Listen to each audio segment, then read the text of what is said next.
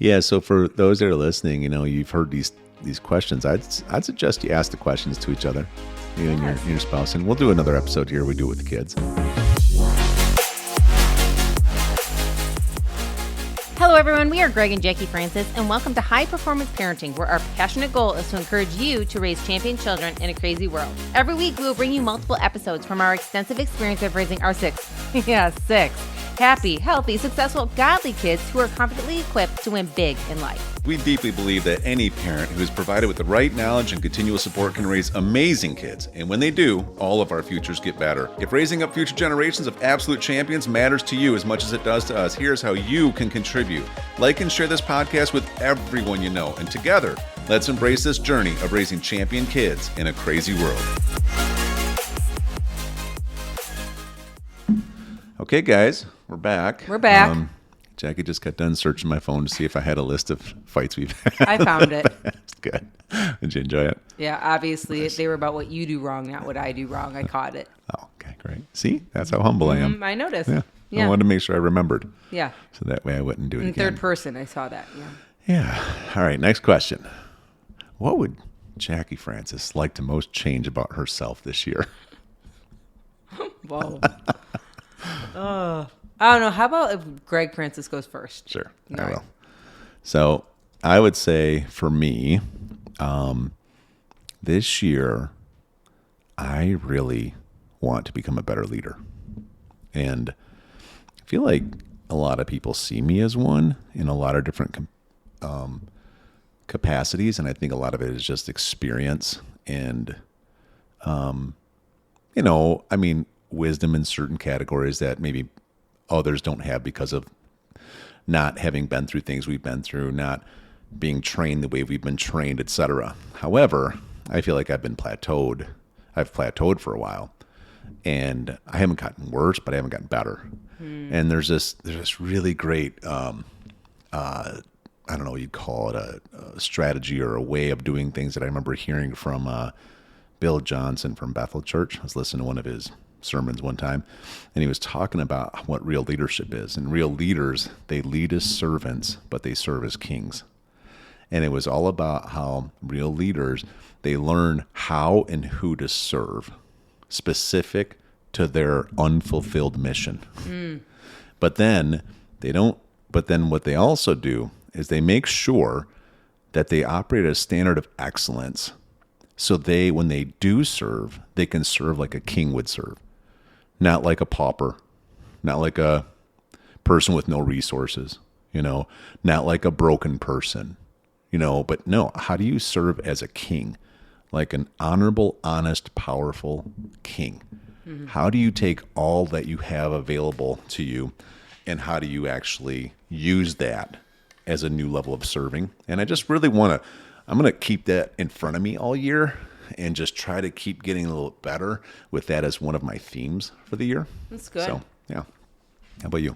One area I want to get better in. I think probably one thing I would like to get better in is I feel like I need to have a little more maybe dedication for what I need to grow in versus worrying about what everybody else needs to grow in. I feel like a lot of times I'm out there giving and giving and giving, and I don't put enough into myself. And so that's good. I really think that's what I need to do. I really need to put some time in for not Greg. You're taking care of you. See how that works already? I'm already worried about you. I appreciate it though. Yeah.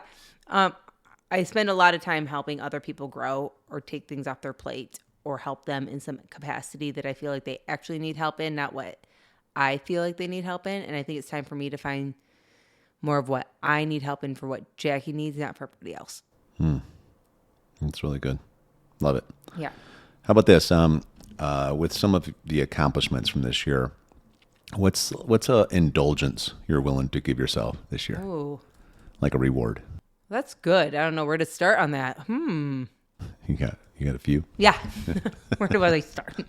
Are these accomplishments? Let's see here. It could be anything, like just something you wouldn't maybe normally do for yourself. Yeah, that's that good. you'll reward yourself with. Kind of like an example is, I did my 12-week accountability through my Pathfinders program, and there was a consequence at the end if you didn't accomplish it, and there's a reward if you did. And, the reward was that you and I would go somewhere for 2 nights. Yeah. And it would be, a nice place, a place that it has a certain level of luxury and even views and stuff like that. We're in beautiful Idaho, so we found this great place up in McCall, which was just this fantastic resort that was right overlooking this huge lake. I mean, it looks like a Lake Tahoe up there, mountains surrounding it. But this place had, 3 restaurants, and it had a beautiful spa and all the amenities you can imagine. Hot tubs outside in the snow while the mountains surround you. So we decided the thing was to go, and instead of just going in a hurry and staying the night and come back in the morning, like, let's go for 2 days and let's not worry about spending money. So whatever room service we want to get, we get it. Don't even think about how much it costs. We want to get massages, let's get massages. Then, if we want to go get a filet at night, we're going to get one. Like, we weren't going to worry about it. Like, we really weren't going to even think about the expense. We're just going to go pamper ourselves.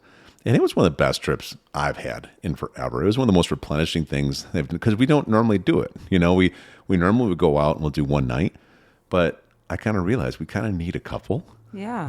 And so that was one of the rewards from last year. I was glad you accomplished your goal, so I got to come along with it. We had so much fun though, didn't we? Yeah. Yeah. So I think a new experience of some sort. Maybe the goal would be like to experience something that I haven't experienced before as a reward. I don't know what that is yet, but like, we've talked about going in and quote unquote vacationing, sightseeing, whatever, in some neat places out here that we've never gone, like to go see the redwoods or to go like whatever. I don't know yet. Yeah. But to go experience something I haven't experienced yet, I think that would be a really neat reward and stretching for me at the same time. And I think that would be fun. So I'll have to look into what something to do would be for that. That'd be fun for me. Yeah, that's a great deal. Yeah. I think for me, I want indulgence I want to have this year is I want to, there for a while, years ago, I used to do like a cool trip once a year. That was like something I've never done, Grand Canyon, rafting or Machu Picchu or something. I don't need to do something that big.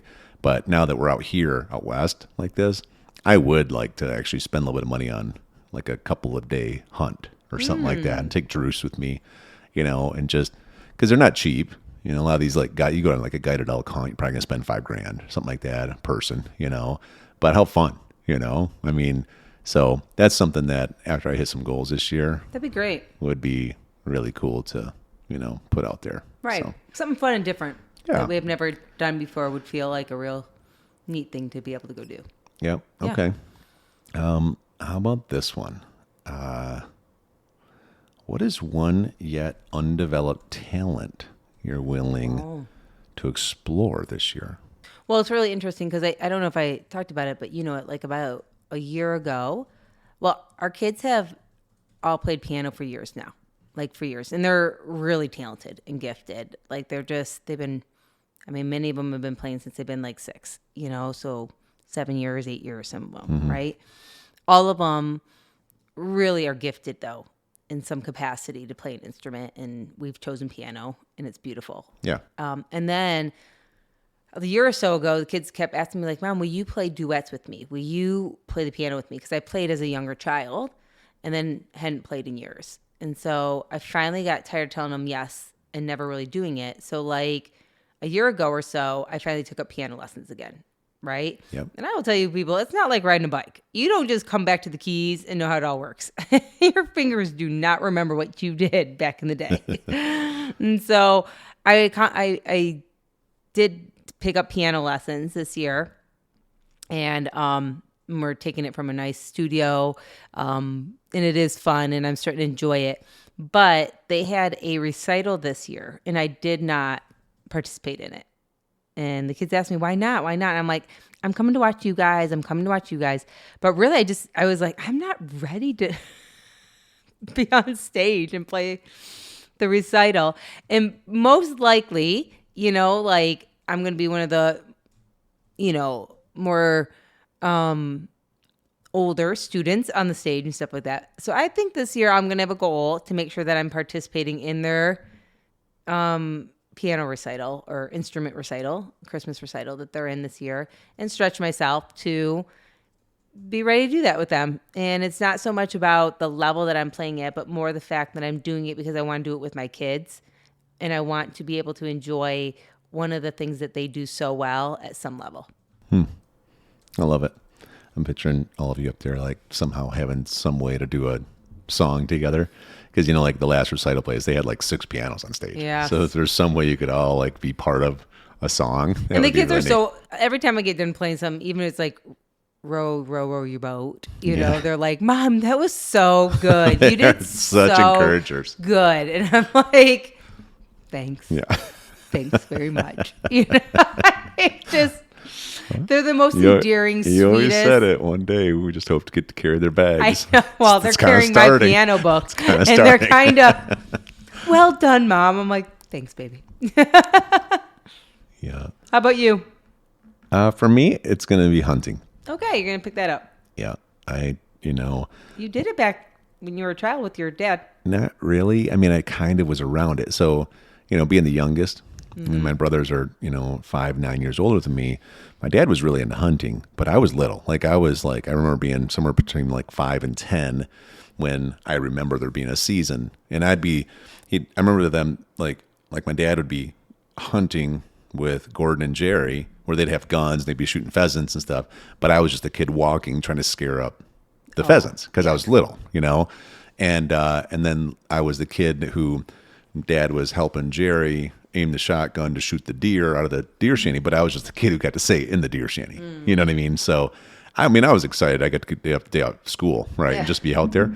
But then, for whatever reason, when I got to be the age, when I think back then I was like either 13 or 14 to have a hunter's permit in Michigan, I don't know, my dad stopped hunting. And I don't know if it was just because the other kids were kind of gone out of the house now, he just decided to give it up. But I never got a chance to. So I was always around it, but never even really got to, Yeah. And so now here Drew says, he's going to be 12 here in like a couple of days, 2 days. And he really wants to. So we're going to kind of learn together. That's great. Which is cool.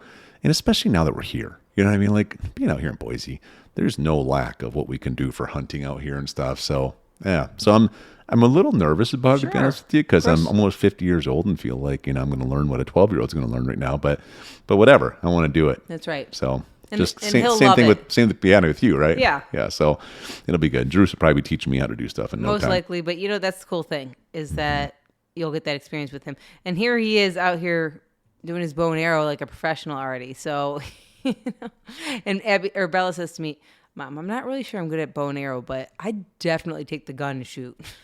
Who's Bella. Oh, she'll get good at it. Yeah. I go, that's okay. But yeah, that's cool. To be honest with you, what the challenge is? We're all out there guessing. Like I don't even know how to aim with the thing either. So they're looking at me like, "How do you do this?" I'm like, "Kind of aim it that way." And I don't know if you're supposed to put this thing on your face, or if you're supposed to look down the arrow, or there's these sights. But how do you line the sights? I don't know what the string thing's hanging up over here. So I was literally YouTubing stuff last night and learned quite a bit actually. But so we're figuring stuff out as we go. It's awesome, right? Okay, last one. What one word would you like to have as your theme this year? Or phrase could be. Right. Stumped her. I knew this was coming too. We always come up with Gosh. I got one. For me, it's going to be embrace change. That's mine for the year. Last year, I think, what was it? It was year of flexibility. Because I just knew we were going to have so many moving parts with all the moves and stuff. Can't remember. It was stuff like that, right? Wasn't it something like that last year? I have to look it back up. I have my notes. Yeah, I don't really know. I almost, something to the effect, and I don't know how to phrase it together yet, but I'll come up with it. Something like succeeding with fun or something like that. Like the year of succeeding with fun or something. Joyful advancement. Yeah. I think something like that because joyfully advancing. It'd be great to enjoy the process of such a big year and laugh about it and have fun with it but achieve with it because achieving is joyful. So yeah, I think that'll be it. That's good. So I'll make sure I put these phrases up in my office. We look at them. Right. Because, it's one thing to talk about it now. It's another thing to be end of April. and Totally. 4 months worth of stuff has happened. And, we have to keep revisiting these things. It's And one thing we've reminding, learned. because come, 2-3 months into it, things could change that you didn't see coming. Yeah. So for those that are listening, you've heard these questions. I'd suggest you ask the questions to each other, you Yes. and your spouse. And we'll do another episode here. We do it with the kids. Oh yeah, it's so Which fun would to be hear really fun. their answers. Yeah. And then, but embrace this and kind of save these somewhere, especially the questions in one file, so you can always pull them out every year. But then also save your answers for this year, and at least do a monthly review. Like, just put it in your calendar. Whatever, first Monday of every month, that you and your spouse are just going to pull that sheet out and just remind each other of what you said. There's so much power in it, and it helps guide your year so well. And that way, like now, looking at this stuff, I'm like, okay, we got to look up when your piano recital is. And we got to put that date in the calendar. Right. And that way it's in front of you. So that way, when you don't feel like practicing, you'll practice. Right. Of course, yeah. Or if it's hunting, I got to start probably doing a little legwork and researching like the right time of year and what I'm going to need for both me and Drews to do, and who can help us with something. And, so it makes you start planning. You can't just like all of a sudden show up in November and be like, oh, I guess we're going to grab a gun and go walk out, towards the mountains over there. You know what I mean? Like, I hope not. It's a little more planning than that. It's not exactly the example I want you showing our son. Yeah. Yeah. Let's start again. Would be an adventure though. But anyway, so this is fun. Excited about chatting next time when we bring some of the littles back in, so Right. you can hear their precious, innocent versions of Right. going through this information, because, guys, like, I can't stress this enough. Everybody listening, as much as me and Jackie have to go through this and you and your spouse have to go through this, man, invite your kids into this process. 100%. Man, it's so powerful. And it they makes teach you all so close. much. They teach us so much. When they bring what they're trying to accomplish in the next 10, 5, 12 months, like, it is so neat to learn from them and to grow with them. And not only mentor them, but man, they teach us and mentor us in ways that they don't even know sometimes. Yeah. And it's such a growing experience together. It's great. All right. That was a good one. That was a good one. Sure do love you, by the way. Love you too. You're my best friend. Never forget it, okay? Okay. Hey everyone, thanks for listening and thanks for your love and support. We hope that today's episode added tremendous value to you and your family. It would mean so much to us if you would partner with us on our mission of helping parents around the globe raise champion children in this crazy world. To do so, simply take a moment to like and share this podcast with everyone in your network. See you next time.